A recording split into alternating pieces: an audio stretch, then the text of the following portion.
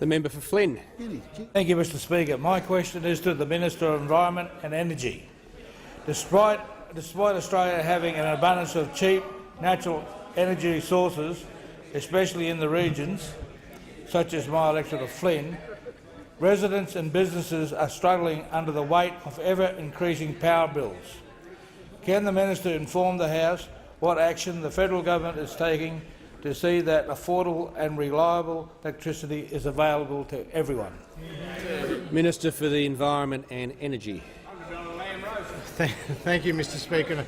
I thank the member for Flynn for his question and acknowledge the fact that within his electorate there are many energy-intensive industries, like the Boynes aluminium smelter, which employs around 1,000 people near Gladstone.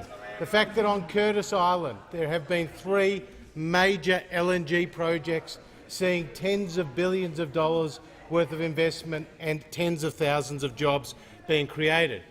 But businesses are doing it tough in Queensland with rising electricity prices, and we heard just recently from the Australian Energy Regulator that more than 20,000 households have faced disconnections and are doing it tough as a result of rising energy prices. Now, this is why the Turnbull government, working through the COAG Energy Council, is determined to put downward pressure on energy prices, is determined to ensure energy security is maintained as we transition to a lower emissions future. And we're doing that in a number of ways. We're doing that by seeking a review of the limited merits process whereby the networks can appeal a decision of the Australian Energy Regulator. We're doing that by trying to get more liquidity and transparency into the domestic gas markets, and particularly the pipeline operators, as well as pushing the states to lift some of these moratoriums on the exploration and development of both conventional and non-conventional reserves. We have commissioned Australia's Chief Scientist, Alan Finkel, in order to undertake a review of energy security, and we are pursuing a realistic renewable energy target of 23.5% by 2020.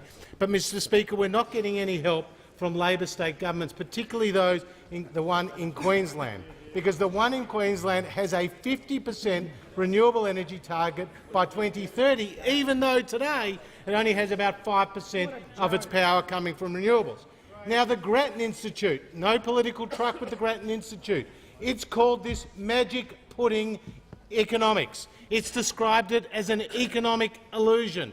Even the Stanwell, the government-owned power generator, has raised its concerns, and a former Labor Queensland Treasurer of 7 years standing, Keith de Lacy, has said that this will have a significant impact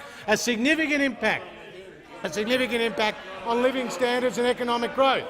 Well, what about what the fixer said, Graham Richardson, who's described these policies as a farce, as stupid, as hurting economic growth, Mr Speaker? So you don't have to take it from me. You can take it from some of the Labor statesmen who have criticised their own policies. And the fact that in Queensland it will cost an extra $27 billion will not help the Boynes aluminium smelter in the seat of Flynn, will not help the LNG facilities on Curtis Island. Only the coalition can be trusted. The minister's time has expired. The member for Bendigo.